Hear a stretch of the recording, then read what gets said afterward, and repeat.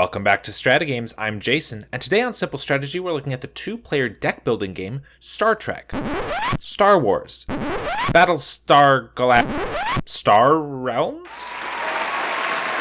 In Starcraft, you want to focus on purchasing cards of one or two specific factions, because several cards give you a bonus action if you have played another card of that faction this turn. Cards of the same faction synergize not just by granting additional abilities, but also in the effects they have. For example, several Star Empire cards make your opponent discard a card. Making them discard a single card is definitely beneficial, but it's possible they'll have something inconsequential to discard. If you stack up your Star Empire cards though, you could make them discard 2 or 3 cards, which can severely hinder their next turn by making them lose more powerful cards. Similarly, gaining authority from the Trade Federation is better in higher numbers. If you are gaining a little bit of authority each turn, it can slow your opponent from winning, but if you start gaining 10 or more every single turn, it can make it near impossible for your opponent to deal you enough damage. Bases can be extremely powerful. They generally give you less value than a ship that costs the same for the first turn, but if you can keep the base for even just one additional turn, you gain more value than a single ship would grant you. These also trigger additional abilities from cards of the same faction.